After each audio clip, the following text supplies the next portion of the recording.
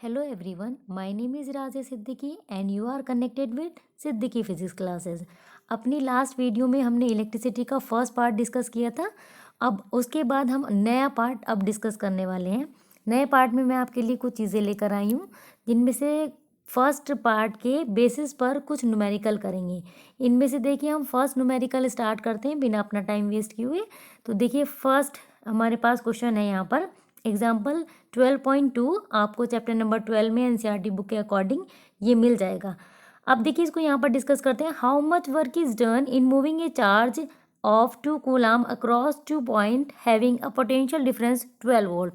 अब देखिए यहाँ पर सबसे पहले वो देख लेते हैं जो क्वांटिटीज़ हमें गिवन होंगी। तो यहाँ पर सबसे पहले इन्होंने हमें एक दिया है चार्ज। तो चार्ज को रिप्रेजेंट करते हैं हम स्मॉल क्यू या कैपिटल क्यू से। तो यहाँ लिख लेते हैं हम Q is equal to 2 coulomb. SI unit में है तो इसको कन्वर्ट करने की ज़रूरत नहीं है। नेक्स्ट हम देखते हैं हमारे पास क्या गिवन है, पोटेंशियल डिफरेंस।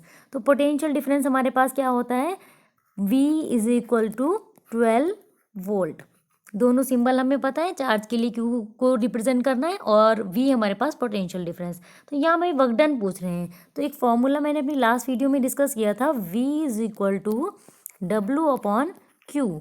और W इज इक्वल टू यहाँ से कितना हो जाएगा हमारे पास, W इज इक्वल टू हो जाएगा V इंटू क्यू। तो यहाँ पर लिखते हैं हम W is equal to V into Q.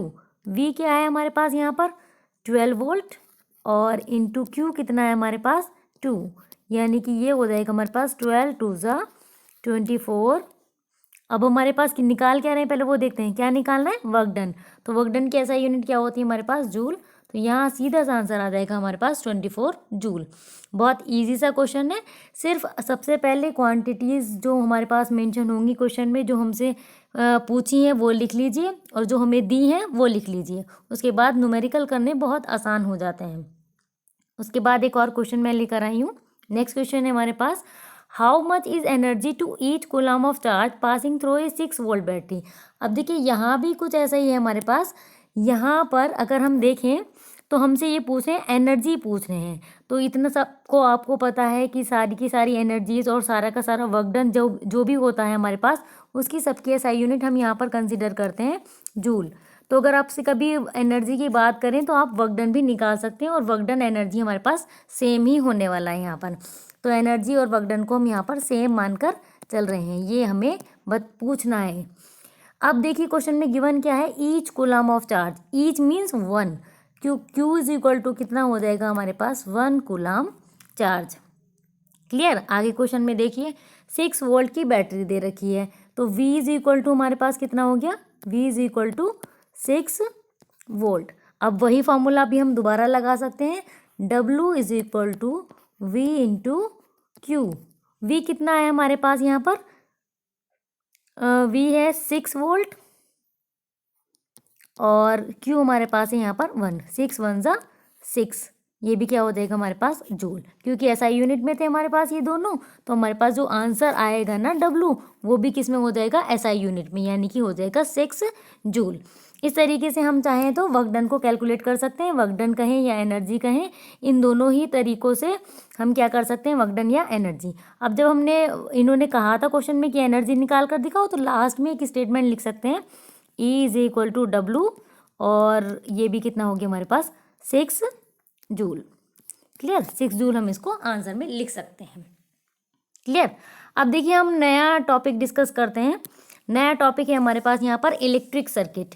What is electric circuit. तो देखिए यहाँ पर सबसे पहले इसकी डेफिनेशन देखते हैं। A close path in which current flows is called electric circuit. यानी कि क्लोज पाथ होता है हमारे पास, सर्कुलर पाथ हो सकता है, रेक्टेंगुलर, कैसा भी हो, पर कंपलसरी है कि क्लोज पाथ हो हमारे पास, जिसमें करंट फ्लो हो रहा हो, उसे हम यहाँ पर इलेक्ट्रिक सर्किट कहते हैं। अब देखिए इलेक्ट्रिक सर्किट हमारे पास बनता कैसे है, जो भी हम उसके अंदर जोड़ दें, यानी कि जो नए नए कंपोनेंट्स हम उसके अंदर लगा देते हैं, लेकिन हम उसके अंदर क्या सिंबल से रिप्रेजेंट करते हैं उसको।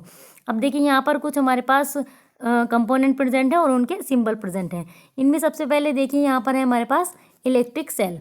तो इलेक्ट्रिक सेल को कैसे रिप्रेजेंट करते हैं हमारे पास, एक इसमें हमारे पास एक 2 लाइंस होती हैं। एक कैसी होती है हमारे पास, स्मॉल, और एक कैसी होती है, ग्रेटर होती है।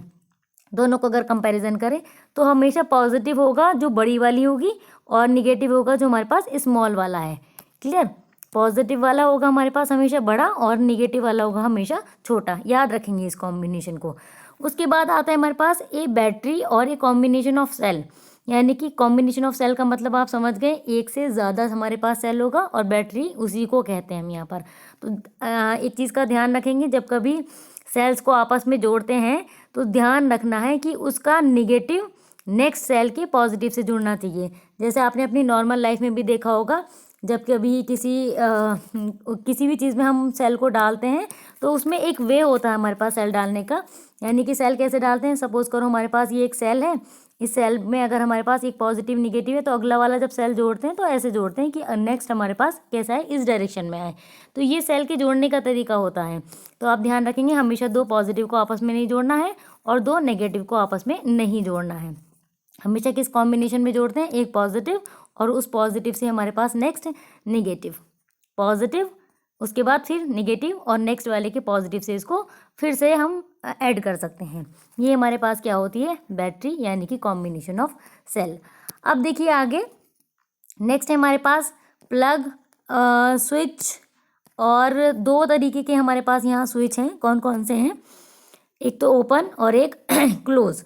तो ओपन स्विच हमारे पास कौन सा होगा, जिसमें हम ब्रैकेट के बीच में कुछ नहीं लगाएंगे, ये हमारे पास ओपन। और क्लोज होगा जिसमें ब्रैकेट के बीच में एक डॉट लगा देते हैं। यानी कि इस कंडीशन में ये भी कह सकते हैं यहाँ पर करंट फ्लो नहीं हो रहा है और इस कंडीशन में करंट फ्लो हो रहा होगा, इस कंडीशन में हमारे पास। नेक्स्ट है जॉइंट वायर। जॉइंट वायर को कुछ ऐसे रिप्रेजेंट करते हैं, वायर अगर हमारे पास क्रॉस हो रहे होंगे विदाउट जॉइनिंग तो वो ऐसे रिप्रेजेंट करके दिखाते हैं। क्लियर? नेक्स्ट है हमारे पास इलेक्ट्रिक बल्ब। इलेक्ट्रिक बल्ब का सिंबल ये दिखाते हैं या फिर ये बना देते हैं। नेक्स्ट है हमारे पास रेसिस्टेंस। रेसिस्टेंस का सिंबल होता है हमारे पास ये। नेक्स्ट है वेरिएबल रेसिस्टेंस और रियोस्टेट। अब देखो ये वेरिएबल रेसिस्टेंस क्या होता है, जब हम रेसिस्टेंस को चेंज कर सकते हैं तो ये हमारे पास इसका सिंबल होते हैं। इन दोनों में से कोई भी बना सकते हैं। नेक्स्ट है एमीटर। एमीटर के सिंबल को हमने लास्ट वीडियो में डिस्कस किया था। वोल्ट मीटर, वोल्ट मीटर के सिंबल को भी हमने लास्ट वीडियो में डिस्कस किया था। एमीटर और वोल्ट मीटर हमारे पास इन दोनों के सिंबल होते हैं ऐसे।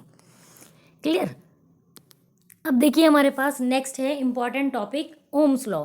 अब ओम्स लॉ हमारे पास क्या है, हमने दो चीज़ें पढ़ी थी, एक था हमारे पास करंट और दूसरा था पोटेंशियल डिफरेंस। तो ये ओम्स लॉ के अकॉर्डिंग इन दोनों में हमारे पास एक रिलेशन हमें मिलता है, इसको हम यहाँ पर क्या कहते हैं, ओम्स लॉ कहते हैं। अब देखिए इन दोनों में रिलेशन है क्या हमारे पास, V means potential difference, I मतलब current. It states that the potential difference across a conductor is directly proportional to the flowing current. यानी कि पोटेंशियल डिफरेंस जो है हमारे पास वो डायरेक्टली प्रोपोर्शनल किसके होता है, करंट के होता है। तो पोटेंशियल डिफरेंस को हम देखिए किससे रिप्रेजेंट करते हैं यहाँ पर, V से, और करंट को किससे रिप्रेजेंट करते हैं यहाँ पर हम I से। तो ये दोनों एक दूसरे के प्रोपोर्शनल होते हैं। प्रोपोर्शनल का मतलब होता है कि दोनों चीज़ें साथ साथ अमाउंट में घट रही हूँ, यानी कि इंक्रीज हो रही हूँ, साथ साथ अमाउंट में डिक्रीज हो रही हूँ। तो दोनों में से कुछ भी हो सकता है। अगर हम V इंक्रीज करते हैं तो I भी हमारे पास क्या हो जाता है, इंक्रीज हो जाता है। इफ़ V डिक्रीज कर देते हैं तब I भी हमारे पास क्या हो जाता है, डिक्रीज हो जाता है। तो इसको कहते हैं यहाँ पर हम Ohm's law. V proportional to I, potential difference is directly proportional to the flowing current. अब देखिए इसके बीच में हम एक रिलेशन भी ले लेते हैं। V प्रोपोर्शनल हमारे पास क्या है, I है। जब भी हम प्रोपोर्शनल साइन को हटाते हैं तो हमें एक कांस्टेंट लेना पड़ता है। वो कांस्टेंट हमारे पास यहाँ पर है कैपिटल R, कैपिटल R। अब हमारे पास ये इक्वल का साइन बन गया। अब ये R क्या है हमारे पास, R एक कांस्टेंट है जिसको हम यहाँ पर क्या कहते हैं, रेसिस्टेंस कहते हैं। R is a constant which is called resistant, यानी कि इसको क्या कहते हैं हम यहाँ पर रेसिस्टेंस कहते हैं। ये यानी कि जो V को I में कन्वर्ट करने से रोक रहा है। एक I के लिए हमारे पास क्या कर रहा है, रेसिस्ट कर रहा है। रेसिस्ट मतलब स्टॉप करने की या अमाउंट कम करने की कोशिश कर रहा है, उसे हम यहाँ पर क्या कहते हैं, रेसिस्टेंस कहते हैं। अब देखिए इसकी SI यूनिट भी हम डिस्कस कर लेते हैं। SI यूनिट हमारे पास इसकी स्टैंडर्ड जो होती है वो ओम है, लेकिन अगर हम चाहें तो according to the formula generate कर सकते हैं। R इज इक्वल टू कितना होगा हमारे पास, V अपॉन I। V की यूनिट क्या होती है हमारे पास, वोल्ट, और करंट की यूनिट क्या होती है हमारे पास, एम्पियर। तो अगर हम चाहें तो ये भी कह सकते हैं कि वोल्ट पर एम्पियर हमारे पास किसकी यूनिट होती है, रेसिस्टेंस की। लेकिन स्टैंडर्ड जो हम इसको लिखते हैं वो हमारे पास क्या होता है, साइंटिस्ट के नेम पर इसकी यूनिट है वो हमारे पास क्या है, ओम है। ओम इसकी एसआई यूनिट है। और इसको रिप्रेजेंट कैसे करते हैं हम यहाँ पर, क्योंकि जैसे हम एम्पियर को किससे रिप्रेजेंट कर रहे थे, कैपिटल ए से, वैसे ही यहाँ पर हम किसको रिप्रेजेंट करते हैं, ओम को। किससे, एक ग्रीक लेटर होता है हमारे पास ओम, इससे हम इसको रिप्रेजेंट करते हैं। अब एक चीज़ और इसके अंदर इम्पॉर्टेंट है, हमारे पास जब कभी भी ओम्स लॉ के लिए हम ग्राफ बनाते हैं तो हमारे पास वी और आई के बीच में ग्राफ बनाना पड़ता है।